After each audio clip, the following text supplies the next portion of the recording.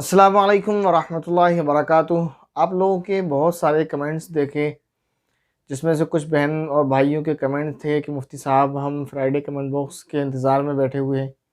और भी बहुत सारे लोग कि कह रहे थे मुफ्ती साहब फ्राइडे में आप नहीं दे पाए, कोई बात नहीं, नहीं रिकॉर्ड हुआ तो आप आज दे दें, मतलब कल दे दें, संडे में दे दें, सैटरडे में दे दें, जैसे आपको मौका हो सके। यकीन मानिए, जितना फ्राइडे कमेंट बॉक्स आप तक ना पहुंचने का दुख आपको है, उससे कई ज़्यादा गुना इसका अफ़सोस मुझे है कि मैं आपको इस बार फ्राइडे कमेंट बॉक्स नहीं दे सका। लेकिन ऐसा नहीं है कि मेरे पास जो है मैं फ्री होने के बाद या थोड़े से वक्त में मैं सुस्ती कर गया। ये तो जो हालात हैं, क्या इस वक्त जो वक्त इतना जो है समझ लीजिए बिल्कुल नहीं मिल रहा है, और बहुत सारी वजूहात हैं, जिनमें से मैं दो वजह आपको बता रहा हूँ, जो दो बहुत बड़ी वजह हैं। जैसे आपने नोट किया होगा कि पिछले चंद दिनों से जैसे हमारी 2 वीडियोस डेली अपलोड होती थी, लेकिन चैनल पर आप देख रहे हैं 4-5 दिन से एक ही वीडियो अपलोड हो रही है। उसकी एक वजह ये भी है कि वक्त नहीं मिल पा रहा है, और उसमें से कुछ वीडियोस तो वो हैं जो आपके सामने एक 3-4 मिनट की हैं, और उसमें कुछ ज़्यादा भी आपके सामने नई बातें नहीं हैं, लेकिन आपसे मुलाकात का मौका नहीं मिल पा रहा है। उसकी एक बड़ी वजह उसमें से ये है कि आपको, जैसे मैंने पहले बताया था कि हमारा मकतब तालीमुल कुरान के नाम से एक मकतब जारी था एक मस्जिद के अंदर, जो मस्जिद आपको दिखाई भी थी, जिसमें वालिद साहब ने इमामत, जो वालिद साहब जिसमें इमामत करते हैं, तो वहाँ से एक तो लॉकडाउन की वजह से बंद है, और किसी जो है इख्तिलाफी वजह पर जो है वहाँ से उसको जो है उठाकर दूसरी जगह मुंतकिल किया जा रहा है। तो वहाँ मकतब के लिए तामीरी काम जारी है, जिसमें मशगूलियत है। इंशाल्लाह जब वो थोड़ा सा मौका मिलेगा, वहाँ तो अभी जो है सब बालू और गिट्टी वगैरह पड़ी हुई है। जब वहाँ से थोड़ी सी सफाई हो जाएगी तो इंशाल्लाह आपको दिखाया जाएगा कि हमारा मकतब जो है थोड़ा सा तैयार हो चुका है। जो हमारी अपनी ही ज़मीन में वालिद साहब ने उसको जगह खाली कर साथ उसको बनवाया है, और उसकी कोशिश जारी है, उसको बनवा रहे हैं। बहरहाल आपको दिखाएंगे इंशाल्लाह उसको। लेकिन इसके अलावा आपसे एक बहुत बड़ी वजह कि आपके सामने फ्राइडे कमेंट बॉक्स नहीं आ सका, उसकी एक ये है कि मेरे साथ एक छोटा सा हादसा हुआ आपसे 2 दिन पहले, कि मैं एक मंजिल ऊंची जगह पर खड़ा हुआ था। अचानक मेरा पाँव जो है स्लिप हो गया, और वहाँ से ये समझ लीजिए कि आप लोगों की ही दुआएं, और इसी तरह जो लोग मुझसे मोहब्बत करते हैं और अपनी दुआओं में याद रखते हैं, उनकी दुआओं का साथ था, जिसकी वजह से मैं भी आपके सामने सही सलामत बैठा हूँ।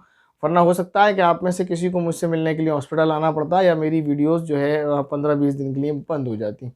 इत्तेफाक से मेरा पाँव फिसल गया, लेकिन अल्लाह का करना ये हुआ कि एक ही हाथ से सही, लेकिन मैं वहाँ जो है उसको पकड़ लिया मैंने। ऊपर की जो मुंडेर थी, दीवार थोड़ी सी हिस्सा था, तो उसको पकड़ कर मैं लटका रहा काफ़ी देर तक। तो जब मैं वहाँ से गिरा, मेरा पाँव जो फिसला है, तो जो दीवार थी वहाँ की जिसकी तरफ मैं निकला हूँ, तो मेरा पूरी बॉडी, ख़ासतौर पर सीना उससे टकराया था। वो तो अच्छा है, अल्लाह का करम है कि फेस नहीं लगा। अगर फेस लग जाता तो फेस पर बहुत ज़्यादा ऐब आ जाता। तो सीना उस पर टकरा गया, जिसकी वजह से बदन में बहुत ज़्यादा जो है वाइब्रेट हुआ, और उसका दर्द अब तक मुझे को महसूस हो रहा है। तो एक तो वक्त की किल्लत है, वहाँ भी टाइम देना पड़ता है जहाँ मकतब के लिए हमने जगह ख़ास की है। इसके अलावा दूसरी और भी वजूहात हैं जो पहले से चल रही हैं, और तीसरी ये बड़ी वजह पेश आई, जिसकी वजह से खैर बदन पर वैसी चोट तो नहीं आई, लेकिन दर्द है बॉडी के अंदर, और एक बस छोटी सी ये चोट आई है, और यहाँ अंदर थोड़ी सी एक चोट है, तो वैसी ज़ाहिरी चोट नहीं है। बहरहाल यह कि आप लोगों की दुआएं हैं, तो मैं भी सही सलामत आपके पास बैठा हुआ हूँ और आपसे बात कर रहा हूँ। तो शुरू करते हैं आपका कमेंट बॉक्स आपके प्यारे प्यारे सवालों के साथ। पहला सवाल है हमारी बहन का, वो करेंगे अस्सलाम वालेकुम। वालेकुम अस्सलाम। मेरा एक सवाल है, लड़के और लड़की की दूध पिलाने की मुद्दत कितनी है? क्या लड़की को 2 ईयर्स 3 मंथ तक दूध पिलाना चाहिए और लड़के को 2 साल? प्लीज़ मुझे बताएं। इसके बारे में लोगों में बहुत कन्फ्यूज़न है। वो ये समझते हैं कि लड़के को ज़्यादा दूध पिलाना चाहिए, बाज़ जगह ये समझा जाता है कि लड़की को 2.5 साल और लड़के को 2 साल, बाज़ जगह पर, बाज़ इलाकों पर इसके बरअक्स समझा जाता है। हालाँकि ऐसा नहीं है। दूध पिलाने की जो मुद्दत है वो 2 साल है। आप अपने बच्चे को दूध पिलाएँ, लड़का हो या लड़की, 2 साल तक उसको दूध पिलाएँ।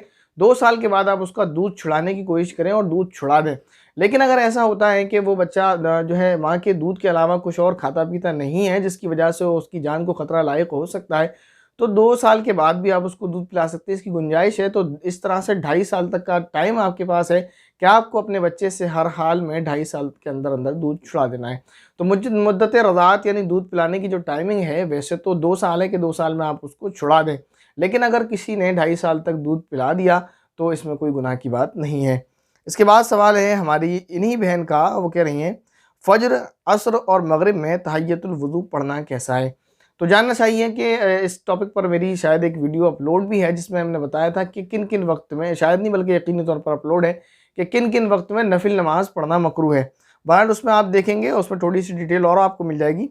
फजर में आप नफिल नमाज नहीं पढ़ सकते, ना फजर से पहले ना फजर के बाद। फजर में आपको जो टाइम मिलता है उसमें सिर्फ 4 रकात पढ़ सकते हैं, जिसमें से 2 रकात सुन्नत और 2 रकात फ़र्ज़ की वो होती है। बाकी अगर कोई क़ज़ा पढ़ना चाहे तो वो मसला अलग है, अपनी क़ज़ा पढ़ सकता है, लेकिन नफिल नमाज कोई नहीं पढ़ सकता। इस वजह से ताहियतुल वुज़ू आप फजर में नहीं पढ़ सकते। इसी तरह असर के बाद नफिल पढ़ना मकरूह है, असर से पहले नफिल पढ़ना मकरूह नहीं है।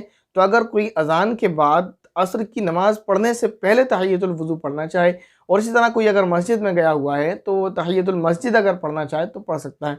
लेकिन ये है कि तहियत असर की नमाज़ पढ़ने के बाद जो है 2 रकात तहियतुल वुज़ू नहीं पढ़ सकते।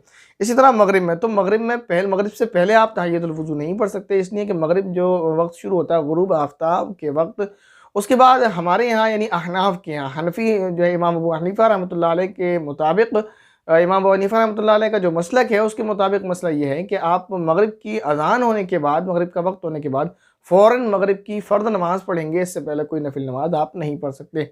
इसके बाद आप नफिल सुन्नत और जो चाहें वो आप पढ़ सकते हैं। मसला यही है कि आपको जो है मगरिब की नमाज़ में भी तहियतुल वुज़ू मगरिब की नमाज़ से पहले नहीं पढ़ना है, मगरिब की नमाज़ के बाद आप पढ़ना चाहें तो पढ़ सकते हैं। इनका दूसरा सवाल है कि नहीं, मैंने बहिश्ती ज़ेवर में पढ़ा है नमाज की एक रकात में बड़ी सूरत पढ़नी चाहिए और दूसरी रकात में पहली से छोटी सूरत।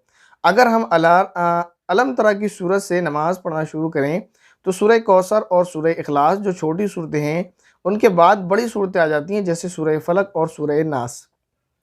इन्होंने उस मसले को कम्प्लीटली समझा नहीं। पहले तो मैं आपको एक बात बताऊं कि उसमें जो लिखा है पहली रकात में बड़ी सूरत और दूसरी रकात में छोटी सूरत पढ़ना चाहिए। तो उन्होंने कहा कि अगर हम अलग तरह से पढ़ना शुरू करते हैं तो बाद में ये होता है कि लास्ट में बड़ी सूरत आ जाती है। तो इसका मतलब ये नहीं है कि अगर आप 10 रकात पढ़ रहे हैं तो हर 10 रकात में ऐसा होना चाहिए कि पहली रकात में बड़ी सूरत हो, फिर दूसरी में उससे छोटी हो, फिर तीसरी में उससे छोटी हो, फिर चौथी में उससे छोटी, फिर पाँचवीं में उससे छोटी, फिर छठी में उससे छोटी। इस तरह नहीं है जैसे आपने 10 समझा। अगर आपने ऐसा समझा है तो जैसा मैं समझ पा रहा हूँ आपके सवाल को, मसला ये है कि आपकी हर 2 रकात जो होंगी उसमें पहली रकात बड़ी होगी, दूसरी रकात छोटी होगी सूरत के एतबार से। जैसे आपने अलम तरा पढ़ा, इलाफ पढ़ी, दोनों बराबर हो गई। फिर आप तीसरी रकात के लिए जब आप अलग से नियत बांधेंगे तो आप 3-4 रकात पढ़ रहे हैं तो तीसरी रकात में आपकी अराइतल्लज़ी ये जो है बड़ी सूरत हो गई और इन्ना आतीना ये छोटी सूरत हो गई। फिर इसी तरह आपकी 5वीं रकात में कुल या अय्युहल काफ़िरून ये बड़ी है, इज़ा जा ये छोटी है। तो आपको छोटी बड़ी तरतीब इस तरह से वहाँ देखना है, हर 2 रकात में पहली बड़ी दूसरी छोटी। वहाँ 10 या 20 रकात तक नहीं देखना, पहली बात। दूसरी बात ये कि जैसे आपने समझ लिया कि इन्ना आतीना, इज़ा जा वगैरह ये छोटी सूरतें हैं, कुल अऊज़ु बिरब्बिल फलक, कुल अऊज़ु बिरब्बिन नास ये बड़ी सूरतें हैं। तो तरतीब का मसले का छोटी और बड़ी सूरतों का मतलब ये नहीं है, बल्कि मतलब ये है कि जैसे मैंने एक वीडियो में बताया भी तिवाल मुफस्सल और औसात मुफस्सल और क़िसार मुफस्सल के बारे में कि सूरह हुजुरात से लेकर सूरह बुरूज, सूरह हुजुरात 26वें पारे की सेकंड लास्ट सूरत है। वैसे तो लास्ट वाली सूरह ज़ारियात है, लेकिन उसका एक रुकू है और सूरत के अंदर, इसलिए उसको शुमार नहीं किया। उससे पहले जो है सूरह क़ाफ, उससे पहले सूरह हुजुरात है। तो उस एक रुकू वाली सूरत को अगर शुमार ना करें तो वो सेकंड लास्ट है, वरना सेकंड लास्ट थर्ड है सूरह हुजुरात। वहाँ से लेकर सूरह बुरूज जो अम्मा पारे के अंदर सूरत है, वह समाई दातिल बुरूज या औसात मुफस्सल कहलाती हैं। ये बड़ी सूरतें हैं जिनको हम फजर और ज़ोहर में पढ़ते हैं। इसी तरह इसके बाद औसात मुफस्सल सूरह बुरूज से लेकर इन्ना अंज़लनाहु फ़ी लैलतिल क़द्र के बाद जो सूरत है लम यकुनिल लदीना, यहाँ तक यह औसात मुफस्सल है। इसको हम असर और इशा में पढ़ते हैं, ऐसा पढ़ना सुन्नत है, पढ़ना चाहिए। इसके बाद जो छोटी सूरतें आती हैं वो हैं इज़ा ज़ुलज़िलतिल अर्ज़ु से लेकर सूरह नास तक। ये सारी सूरतें जो हैं बराबर और छोटी सूरतें कहलाती हैं। बहरहाल आप जिस तरीके से भी उसको समझ लें, तो इस तरह से छोटी बड़ी सूरतें नहीं आती हैं। आपका मसला वाज़ेह हो गया। इसके बाद हमारे एक भाई हैं, उनका सवाल है, भाई कह रहे हैं मुफ्ती साहब बच्चे की कब्र पर जाने के बाद बच्चे भी पहचानते हैं क्या हमारी कब्र पर कौन आया है?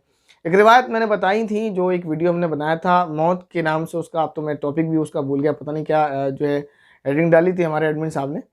तो उसमें मौत के बहरहाल वो मौत के बारे में कुछ है, उसमें एक क्लिप अपलोड हुई है उसकी। तो उसमें ये बताया था कि जो मोमिन गुजरता है अपने भाई के पास से, रिवायत बयान की थी, कब्र के पास से उसको सलाम करता है, तो जो कब्र के अंदर मौजूद उसका भाई है वो उसको सुनता है और सुनने के बाद उसके सलाम का जवाब देता है। और बाद रिवायत के मुताबिक ये भी पता चलता है कि अंदर वाला बंदा उसको पहचानता है, अगर उसको दुनिया में पहचानता होगा तो। इनका सवाल ये है कि क्या बच्चा भी ऐसे पहचानता है? इनके एक छोटे से बच्चे का इंतकाल हो गया। ज़ाहिर है कि एक बाप के दिल पर क्या बीतती है, तो आप लोग दुआ करें कि अल्लाह ताला इनके लिए उस बच्चे को आखिरत में ज़ख़ीरा बनाए और इनके दिल को तसल्ली अता फ़रमाए। इनके सवाल का जवाब ये है कि बिल्कुल जब उस हदीस में ये मिलता है कि मोमिन सुनता है तो मोमिन वो बच्चा भी है, और यकीनी बात है कि वो आपको पहचानेगा। बाकी जैसे मैंने पहले बताया था कि वो दूसरा आलम है, उसके बारे में आपको जो है मुकम्मल और तफसील में बयान नहीं किया जा सकता। इसके बाद हमारी एक बहन का सवाल है, वो करीम मुफ्ती साहब, अगर मेहर माफ़ न हुई तो क्या करना चाहिए? क्योंकि मेरी अम्मी का तलाक हो गया है और तलाक के 8 साल हो गए हैं, और मेरे अम्मी अब्बू बहुत परेशान हैं, क्योंकि वो कह रहे हैं कि उनका मेहर माफ़ नहीं हुआ है। प्लीज़ जवाब ज़रूर देना। मेरे समझ नहीं आया, ये परेशान क्यों हैं? सवाल इनका ये है कि वालिदा मोहतरमा का इनका तलाक हुआ 8 साल पहले, और जो मेहर था वो माफ़ नहीं हुआ, तो उसको लेकर इनकी वालिदा मोहतरमा परेशान है। इसमें तो उनके वालिद साहब को परेशान होना चाहिए, क्योंकि वालिदा का हक़ है, वालिद पर वाजिब है, इनकी ज़िम्मेदारी है कि ये इनको मेहर अदा करें। अगर ये इनको मेहर नहीं देते तो गुनहगार ये होंगे, तो इसमें इनको परेशान होने की ज़रूरत क्या है? इनका तो हक़ है। इनको अगर ये नहीं देते हैं और इन्होंने उनका माफ़ नहीं किया, तो इसमें परेशानी की बात क्या? आपको माफ़ नहीं भी करना चाहिए, आपका हक़ है, आप उससे चाहें तो ले लें, तो आपको परेशान होना नहीं बनता। या तो आप उन्हें माफ़ करना चाहें, अपना हक़, तो वो आपकी मर्ज़ी है, आप माफ़ कर दें। लेकिन अगर आप माफ़ नहीं करते, बल्कि शरीयत के मुताबिक, तो आप उनसे मुतालबा भी कर सकते हैं अपने पैसे का, कि मेरा जो हक़ मेहर है उसमें जो रकम थी मेरी, या जो चीज़ फ़िक्स की गई थी वो मुझे दी जाए। लेकिन अगर फितने का अंदेशा हो तो इस मामले को जो है जैसा आप समझे उसको निपटा दिया जाए। बहरहाल आपको परेशान होने की ज़रूरत नहीं है, यानी वालिदा मोहतरमा को, उनकी ये तो उनका हक़ है, और दूसरे पर यानी वालिद साहब पर लाज़िम है, तो उनको सोचना चाहिए इस बारे में, वालिदा को परेशान नहीं होना चाहिए। इसके बाद जो है सवाल है हमारे एक भाई का, नाम है उन्होंने अस्सलाम वालेकुम लिख रखा है, तो अब भाई हैं या बहन है नहीं कहा जा सकता। बहरहाल उनका सवाल है, अस्सलाम वालेकुम मुफ्ती साहब, मेरा नाम नाज़िर, अच्छा नाम लिख दिया ना, नाज़िर, राजस्थान बेवर से हूँ, मैं सऊदी अरब में रहता हूँ, आपकी वीडियो बहुत पसंद है। मेरा सवाल है कि लड़की का सुकन्या योजना में खाता खुलवाना कैसा है? प्लीज़ जवाब दें। मेरी तहकीक के मुताबिक सुकन्या योजना जो है इंडियन गवर्नमेंट की तरफ से, उसमें जो है लड़की का जो खाता खुलवाया जाता है उसमें काफ़ी % इंटरेस्ट यानी सूद के साथ आपको पैसा बच्ची की उम्र काफ़ी हो जाने के बाद यानी बालिग होने के बाद उसको दिया जाता है। तो उसमें बहुत सारा सूद होता है, इतना सारा सूद तो शायद कहीं नहीं दिया जाता। तो ये सारा मामला जो है, इस अकाउंट पे जो पैसा आता है सारा सूद का पैसा होता है, क्योंकि आपको पहले पैसा भरना होता है, फिर उसके बाद आपको पैसा मिलता है। तो इस कंडीशन में ये बिल्कुल सूदी मामला है, और इस तरह अकाउंट खुलवाना जायज़ नहीं है। इसके बाद सवाल है हमारी बहन का, वो कह रही है, अस्सलाम वालेकुम। वालेकुम अस्सलाम। इद्दत पूरी होने पर औरत को उसके भाई के घर के new clothes, new slipper ETC पहनाए जाते हैं। उसके बाद वो औरत अपने सारे रिलेटिव्स में मिलने जाती है, इसकी क्या हकीकत है? इसका दीन से कोई लेना देना नहीं है। अगर इसको ज़रूरी समझते हैं या इसको दीन का हिस्सा समझते हैं, अगर ज़रूरी समझते हैं तो गुनाह है, दीन का हिस्सा समझते हैं तो बहुत बड़ा गुनाह है, और अगर महज़ वैसे ही कर लेते हैं तो गुनाह तो नहीं है। अलबत्ता किसी नई चीज़ को रिवाज देना ये बुरी बात है, क्योंकि फिर ये रिवाज बनेगा, रस्म बनेगी, फिर लोग इसे दीन का हिस्सा समझ बैठेंगे, इसलिए इसको छोड़ देना चाहिए। इनका दूसरा सवाल है, औरत का इंतकाल होने पर कफन की जिम्मेदारी किसकी होती है? क्या ये उसके भाई का फ़र्ज़ है? प्लीज़ जवाब दें। लोगों को इस बारे में बहुत गलतफ़हमी है, लोग यही समझते हैं कि जो है औरत का कफन उसके भाई या उसके वालिद यानी उसके घर की तरफ से आना चाहिए, उसके मायके की तरफ से। बहुत जहालत की बात है ये। जैसे उसका नानो नफ़्क़ा यानी रोटी, कपड़ा, मकान उसके शौहर की ज़िम्मेदारी है, ऐसे ही अगर उसकी शौहर की ज़िंदगी में वो वफ़ात पा जाती है तो शौहर पर वाजिब है कि उसका कफ़न-दफ़न का इंतज़ाम करे, और अगर शौहर नहीं है तो फिर बेटों की ज़िम्मेदारी है कि उसके कफ़न-दफ़न का इंतज़ाम करें। बहरहाल उसका भाई या उसका बाप यानी उसके मायके वाले ज़िम्मेदार नहीं है। अलबत्ता अगर वो कर दें तो वो उनकी मर्ज़ी है। बहरहाल वाजिब जो है वो शौहर पर है, और अगर शौहर ना हो तो बेटों पर वाजिब है। इसके बाद हमारे एक भाई का सवाल है, वो करें, अस्सलाम वालेकुम वरहमतुल्लाहि वबरकातुहू। वालेकुम अस्सलाम वरहमतुल्लाहि वबरकातुहू। कह रहे, मुफ्ती साहब, मैं आपका स्टूडेंट अनस अंसारी उन्नाव से, मेरा सवाल ये है कि किसी गैर मुस्लिम को मोबाइल से कुरान सुनाना कैसा है? प्लीज़ बताएं, जज़ाकल्लाहु खैर। बहुत अच्छी बात है, सिर्फ कुरान ना सुनाएं बल्कि दर्स कुरान सुनाएं, जिसमें कुरान का तर्जुमा, कुरान की तफसीर हो, वो किसी भी आलिम को जो आपको ईज़िली लगे उसको आप सुना सकें, वो उसको सुनाएं। इसी तरह अगर आपका फ्रेंड जो नॉन मुस्लिम फ्रेंड है उसको अगर इंग्लिश अच्छी आती है तो इंग्लिश ट्रांसलेशन में कुरान करीम मौजूद है, वो उसको पढ़ सकते हैं। अगर उनको इंग्लिश नहीं आती तो वो हिंदी में पढ़ सकते हैं। हिंदी में भी मारिफुल कुरान एक तर्जुमा कुरान है, जो बहुत जो है थोड़ा सा टफ ज़रूर है, लेकिन उसमें काफ़ी सारी बातें हैं, बहुत सारे एतराज़ जो इंसान के दिमाग में आ सकते हैं, उसका जवाब मौजूद है। और वो एक ऐसी किताब है जो आपको तकरीबन हर लैंग्वेज में मिल जाएगी, हिंदी में, मराठी में, इंग्लिश में, और आपका उर्दू में, और बहुत सारी ज़ुबान में वो तफसीर मौजूद है। तफसीर का नाम फिर बता रहा हूँ मैं, मारिफुल कुरान, जिसके मुसन्निफ़ का नाम है हज़रत मौलाना मोहम्मद शफ़ी साहब। पाकिस्तान के रहने वाले, हिंदुस्तान के थे लेकिन बंटवारे के वक्त पाकिस्तान चले गए थे। इसके बाद हमारी एक बहन है, वो कमेंट कर रही हैं, जज़ाकल्लाहु खैरन कसीरा। मुफ्ती साहब, एक वीडियो बनाकर उन तमाम वजूहात को मुमकिन हद तक इकट्ठा कर दें जिनसे दुआ कबूल नहीं होती। इंशाल्लाह कोशिश की जाएगी, लेकिन अभी फ़िलहाल वादा नहीं किया जा सकता।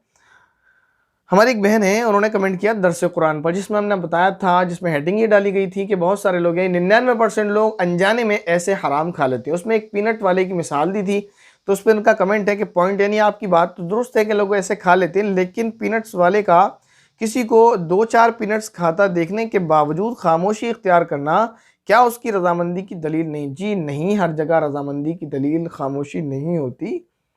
हो सकता है बेचारा मजबूर हो सकता है वो इसलिए नहीं कह रहा कि अगर मैंने इसको खरीदने से पहले टोक दिया कि भाई मेरी मूंगफली इस तरह उठाकर ना खाओ, तो शायद वो खरीदे नहीं, या अगर खरीदने के बाद मैंने उसको टोक दिया तो शायद वो ये कहने लगे क्या यार तेरी 1 किलो मूंगफली ले ली और तू 2-4 में जो इस तरह की बातें कर रहा है। लेकिन मेरा तजुर्बा है कि बंदा मजबूर ज़्यादा होता है, रजामंद बहुत कम होता है, तो नहीं खाना चाहिए। अगर मान भी लेते हैं, 2 पहलू हैं इसमें, एक ये कि वो रजामंद होगा, दूसरा ये कि मजबूर होगा। तो अगर रजामंद है तो खाने में कोई नुकसान नहीं, लेकिन अगर वो मजबूर हुआ तो आखिरत बर्बाद हो जाएगी। तो ऐसे काम क्यों करें भाई? 2-4 पीनट्स लेंगे और आखिरत में इतने भारी पड़ जाएंगे वो उठाए भी नहीं जाएंगे। बहरहाल, इसके बाद हमारे एक भाई का सवाल है, करें मुफ्ती साहब, औरत का ऑपरेशन करना गुनाह है, यानी उनका मुराद इनकी नस्बंदी है, यानी जिसके बाद अफजाइश से नस्ल औलाद की पैदाइश बंद हो जाती है। करें लेकिन अभी बहुत सारे बहनों के सीज़र हो रहे हैं, तो बहुत हो गया। कहने का मतलब यह है कि किसी के 3-4 ऑपरेशन इनके हो गए हैं, तो अब कहने के बाद कि मतलब किसी की जो है नॉर्मल डिलीवरी नहीं हो पा रही है, उनकी जो पैदाइश बच्चों की हो रही है वो ज़्यादातर ऑपरेशन के साथ हो रही है, जिसमें उनका नुकसान भी होता है जान को। डॉक्टर्स मना करते हैं, तो इस सूरत में नसबंदी करवाना कैसा है? तो इसका जवाब ये है, आप शर्त समझें, पॉइंट कर लें उसको। पॉइंट नंबर 1 के मुसलमान, पॉइंट नंबर 2 दीनदार, पॉइंट नंबर 3 एक्सपर्ट। ये 3 शर्तें पाई जाएं उस डॉक्टर के अंदर। वो अगर कहता है कि इसकी जान को खतरा है, अगर इसके बाद नसबंदी नहीं कराई गई तो औरत की या औरत के बच्चे को, इन दोनों में से किसी एक को या दोनों की जान को खतरा हो सकता है, इसलिए ऑपरेशन करा लेना चाहिए। तो अगर उसके अंदर तीनों शर्तें पाई जाएं, मुसलमान, दीनदार, एक्सपर्ट डॉक्टर। मुसलमान नहीं होगा नहीं चलेगा, दीनदार नहीं होगा नहीं चलेगा, एक्सपर्ट नहीं होगा नहीं चलेगा। मुसलमान हो, दीनदार हो, एक्सपर्ट हो, अगर वो आपसे कह रहा है, या अगर ये शर्त नहीं पाई जा रही लेकिन कुछ कराइन ऐसे पाई जा रहे हैं, लग रहा है कि 100% चांस यही है उसकी हालत को देखकर उस औरत की कि बिल्कुल करा लेना चाहिए, वरना इसकी जो है जान को खतरा होगा। इसके अलावा वरना तो पहली शर्त तो यही है, क्योंकि पहली जो शर्तें बताई गई वो इसलिए कि आदमी अक्सर सुस्ती कर जाते हैं कि छोड़ो करा लिया जाए, लेकिन ये है कि इसमें बहुत बड़ी पकड़ होगी कि आप जो है कुरान करीम की एक ये आयत है, अल्लाह रब्बुल इज़्ज़त ने फरमाया कि अपनी औलाद को कत्ल ना करो। एक तो वो इससे रिलेटेड है कि उनका अबॉर्शन ना कराया जाए, इससे दूसरा मतलब ये भी बनता है कि अपनी औलाद को इस दुनिया में आने से ना रोको, इसलिए कि जो खुदा तुमको रिज़्क़ देता है वो उसको भी रिज़्क़ देगा। तो अगर कोई इस डर से करता है कि उसके खाने पीने का इंतज़ाम कौन करेगा, वो कैसे पलेगा, तो बाज़ उलमा ने इसको तो ये कहा है कि ये कुफ्र तक है, क्योंकि कुरान करीम में अल्लाह रब्बुल इज़्ज़त ने फरमा दिया। इसी तरह मुसलमान का अक़ीदा है कि राज़िक़ अल्लाह है, हर उनको अल्लाह ताला रिज़्क़ दे रहा था। समझ नहीं आता कि लोग आने वाली नस्ल को रोकना चाहते हैं कि भाई ऐसा नहीं होना चाहिए। जैसे लोग नारे लगाते हैं कि बच्चे 2 ही अच्छे। कमाल की बात यह है कि नारे लगाने वालों में 80% वो होते हैं जो अपने माँ बाप की छठी सातवीं औलाद होते हैं, वरना अभी इतनी जो है बिगाड़ नहीं हुआ है लोगों में कि बच्चे 2 ही अच्छे हों। अब तक देख लें आप, अक्सर फैमिलीज़ के अंदर 4-4, 5-5, 6-6 बच्चे हैं। तो ये क्या, तो चंद फैमिलीज़ हैं जिनके 2 या 3 बच्चे होते हैं, वो एक मर्दी खुदा की है कि नहीं होते, एक मसला अलग है। बहरहाल ये कि ये बहुत घटिया तरीन सोच है कि बच्चे 2 ही अच्छे हैं, यानी 2 के बाद बच्चे नहीं होने चाहिए। बहुत ही इंतहाई गलत सोच है। बच्चे 2 ही क्यों अच्छे, फिर 2 ही भी नहीं होना चाहिए। 2 का भी क्या करोगे, ज़िंदगी आज़ाद गुजारो। इसके बाद सवाल है हमारे एक भाई का, वो कहते हैं मुफ्ती साहब, जिन्नात के बारे में पूछा था। बहुत आमिल लोग और बहुत आलिम लोग कहते हैं कि हमारे कब्ज़े में जिन्नात हैं, क्या ये सही है? अगर उनके कब्ज़े में जिन्नात हैं और वो कहते हैं तो सच कहते हैं, अगर वो कहते हैं और अगर नहीं है वो झूठ बोलते हैं तो झूठ बोलते हैं। सही बात यह है कि जिन्नात कब्ज़े में हो सकते हैं। कुछ आमाल ऐसे होते हैं, कुछ वजीफ़े ऐसे होते हैं कि जिनके ज़रिए कब्ज़े से मुराद ये नहीं है, बल्कि ये उनके सपोर्ट करने लगते हैं, उनके साथ हो जाते हैं। तो अगर कोई ऐसा कहता है तो हो सकता है उनके कब्ज़े में। बहरहाल ये है कि इसके बाद हमारे भाई का सवाल है, वो करें मुफ्ती साहब अस्सलाम वालेकुम, मेरा एक सवाल है कि अगर कोई जानवर जैसे तोता या बिल्ली मर जाए तो क्या उसे भी दफनाना चाहिए? क्योंकि आज हमारे घर की छत में हमें एक मरी हुई गिलहरी मिली थी जो कि पानी में डूब गई थी। जज़ाकल्लाह। हाँ, बेहतर तो यही है कि उसे दफना दिया जाए, क्योंकि अगर उसे कहीं कूड़े करकट में फेंकेंगे तो उसे कीड़े लगेंगे, गंदगी फैलेगी। बेहतर ये उसे आप ज़मीन में दफना दें तो इन सारी चीज़ों से भी वो बच जाएगी। और ये कि एक जान है तो जान का एहतराम है, जैसे इंसान का एहतराम है। कहने को इंसान अशरफुल मखलूक़ात है, उसका एहतराम ज़्यादा है, लेकिन एक जान है तो उसके साथ ऐसा कर लिया जाए। इसके बाद हमारे एक भाई का सवाल करें, जमात में जाना फ़र्द है या सुन्नत है या वाजिब है, क्या है मुफ्ती साहब ज़रूर बताएं, शुक्रिया। जमात से मुराद तबलीगी जमात, जो एक जमात है जिसका मकसद ये है कि लोगों को दीन के रास्ते पर ले जाया जाए। वाकई उनका मकसद और मेहनत काबिल तारीफ़ है, लेकिन ये कहना कि इस जमात में जाना फ़र्द है या वाजिब है या सुन्नत है, ऐसा कुछ भी नहीं है। क्योंकि सुन्नत और वाजिब और फ़र्द होने के लिए कम से कम उस चीज़ का कुरून सलासा में, यानी उन 3 ज़मानों में होना ज़रूरी है। यानी सहाबा नबी के ज़माने में, जब इन ज़माने में नहीं पाई जाती तो नहीं कह सकते। अलबत्ता ये है कि दीनी तालीम सीखना, जैसे कोई बंदा दिन का उसको कुछ भी पता नहीं, कभी वो मकतब भी नहीं गया, मदरसे भी नहीं गया, उसकी उम्र पार हो गई 40-50 की, अब वो मदरसे नहीं जा सकता, उसको बच्चों के साथ शर्म लगती है, मकतब तो क्या जाएगा, उसमें तो और छोटे-छोटे बच्चे होते हैं। तो अगर वो जमात में जाना चाहता है दीन सीखने के लिए, तो चूँकि दीन सीखना फ़र्ज़ है, तो इसलिए अब कोई और रास्ता नहीं, कोई और कॉलम नहीं है। जैसे प्यास लगी हुई है, जान बचाना फ़र्ज़ है, अगर पानी नहीं पिएगा तो मर जाएगा, तो पानी पीना फ़र्ज़ नहीं है, कोई ये कहे पानी पीना फ़र्ज़ है। इसी तरह भूख लग रही है, अगर खाना नहीं खाएगा तो मर जाएगा, तो खाना खाना फ़र्ज़ नहीं है, लेकिन इस प्यास की हालत में अगर पानी नहीं पिएगा और मर गया तो गुनाहगार होगा। जब प्यास की शिद्दत बढ़ रही है तो पानी पीना फ़र्ज़ है। इसी तरह जब भूख की शिद्दत बढ़ रही है तो खाना खाना फ़र्ज़ है। इसी तरह निकाह के बारे में लोग समझते हैं कि निकाह सुन्नत है, असल मसला ये नहीं है। निकाह करना फ़र्ज़ भी है, निकाह करना वाजिब भी है, निकाह करना सुन्नत भी है, निकाह करना मुबाह भी है, निकाह करना जायज़ भी है, निकाह करना हराम भी है।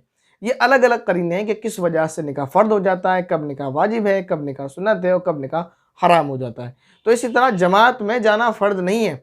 अलबत्ता आपको इतना दीन सीखना है कि जिससे आप हलाल और हराम को जान सकें, ये आपके ऊपर फ़र्ज़ है। और आपके ऊपर कोई रास्ता नहीं बनता सिवाय इसके कि आप जमात में जाएँ, तो आपको जमात में जाना चाहिए। जमात में जाना ऐसे फ़र्ज़ नहीं है, लेकिन जमात में इसलिए जाना चाहिए क्योंकि आपके पास कोई दूसरा ऑप्शन नहीं है। अगर आप मकतब में या मदरसे में जा सकते हैं, तो मेरा कहना ये है कि आप मकतब और मदरसे में जाएँ, क्योंकि वहाँ आप कारोबार भी सँभाल सकते हैं, घर की देखभाल भी कर सकते हैं, और मकतब में आपको जमात से कुछ ज़्यादा ही कम वक़्त में सीखने को मिलेगा, क्योंकि वहाँ तरबियत अलग-अलग सबका निज़ाम होता है। बहरहाल ये कि फ़र्ज़ सुन्नत वाजिब नहीं है, लेकिन जाना चाहिए जिन लोगों को इसके अलावा कोई ऑप्शन ना हो। क्योंकि एक वक्त में आदमी एक ही काम कर सकता है। जैसे कोई मुझसे ये पूछने लगे कि मदरसा या मकतब में जाना फ़र्ज़ वगैरह है, तो फ़र्ज़ वगैरह तो नहीं है, लेकिन जब इंसान के लिए तरबियत ही वहाँ मिलेगी तो जाना चाहिए। इसके बाद सवाल है हमारे भाई का, वो कह रहे हैं अस्सलाम वालेकुम मुफ्ती साहब, खैरियत से हैं जी? अल्लाह का करम है। जैसे एहतिलाम हुआ तो थोड़ा सा पजामे पर भी गिर गया, तो क्या पूरा पजामा धोना होगा या सिर्फ उतनी ही जगह से काम चल जाएगा जितनी जगह वो नापाकी लगी है? और अगर नमाज़ पढ़ ली ऐसी हालत में तो क्या हुक्म है? अगर ऐसी हालत में नमाज़ पढ़ ली तो नमाज नहीं होगी। बहरहाल ये कि निजासत यानी गंदगी जितने बदन या जितने पजामे के कपड़े हिस्से पर लगी हुई है उतना ही धो लें, उसको पाक कर लें, आप काफ़ी है, पूरा धोना ज़रूरी नहीं है। इसके बाद हमारी एक भाई बहन का सवाल है, कह रही हैं अस्सलाम वालेकुम, मुझे एक ख्वाब की ताबीर मालूम करनी है। ख्वाब में कच्चा गोश्त देखने की क्या ताबीर है? कच्चा गोश्त किसका था, इसको आप डिटेल में बताएं। गाय का था, इसी तरह भैंस का था, बकरे का था, दुम्बे का था, हिरन का था, क्योंकि अलग अलग उसकी अलग अलग ताबीर है। फिर ये कि वो गोश्त कुर्बानी का था या आपके घर का था या आपने जंगल में देखा, उसकी पूरी मैंने कई मरतबा कहा है, ख्वाब की ताबीर जानने के लिए डिटेल बताया करें। बगैर डिटेल के ख्वाब की ताबीर देना बहुत नामुकम्मल, बहुत मुश्किल बात है। इसके बाद सवाल है हमारे एक भाई का, वह मुफ्ती साहब, अगर अंडरवियर में थोड़ी सी नापाकी लगी हो और इसके अलावा सारे कपड़े पाक हो तो नमाज होगी या नहीं? जवाब ये है कि नमाज नहीं होगी। थोड़ी से मुराद जैसे आज जो अंग्रेज़ी सिक्का है, यानी आपका इतना हिस्सा, इससे कम कम में है अगर नापाकी तो नमाज हो जाएगी, लेकिन ऐसा करना जायज़ नहीं है, मकरूह है। लेकिन अगर इससे ज़्यादा, यानी 1 रुपया जो है, 1 रुपये का सिक्का, उससे ज़्यादा अगर नजासत लगी हुई है तो नमाज नहीं होगी। ये कह रहे हैं जैसे कुर्ता शलवार सब पाक हो लेकिन सिर्फ अंडरवियर पे नापाकी हो, तो इस हालत में नमाज होगी या नहीं? नमाज नहीं होगी।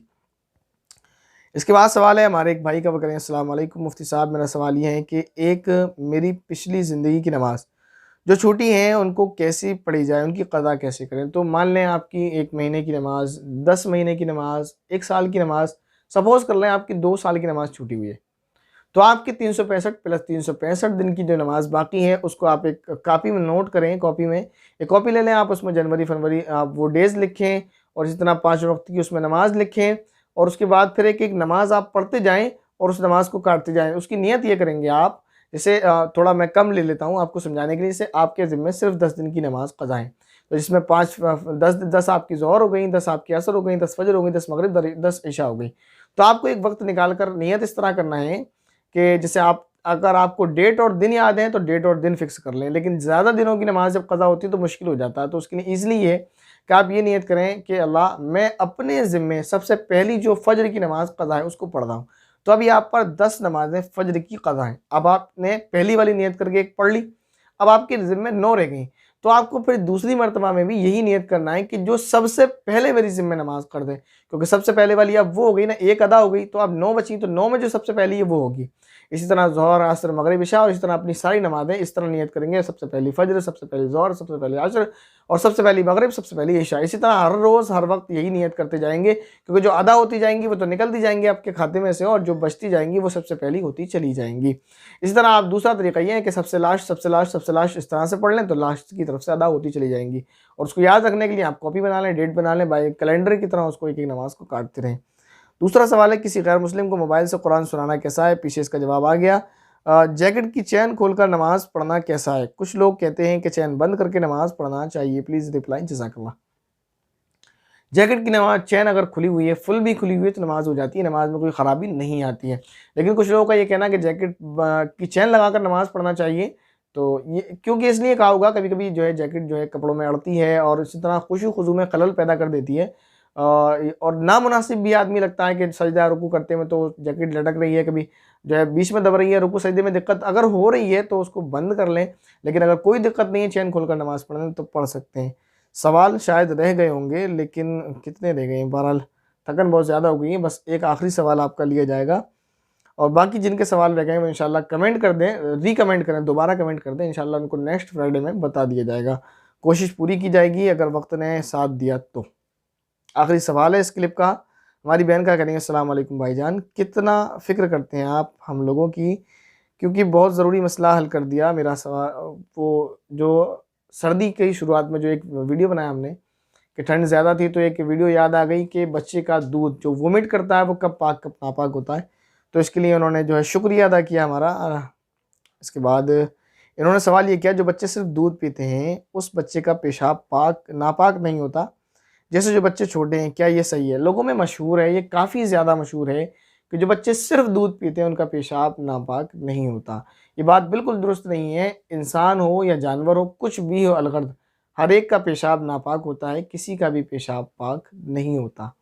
थकन ज़्यादा थी, बदन में दर्द सा महसूस अब भी हो रहा है, लेकिन कोशिश की। आप लोगों के इतने सारे कमेंट्स, हमारे कुछ भाई बहन के तो व्हाट्सएप पर भी मैसेज आए, मुफ्ती साहब फ्राइडे कमेंट बॉक्स नहीं आया, तो कोशिश की आपके सामने आने की, और आपके सामने ना आने की वजह भी आपको बताई। दुआ करें अल्लाह ताला से, अल्लाह ताला आसानी का मामला फरमाए। अस्सलाम वालेकुम वरहमतुल्लाहि वबरकातुहू।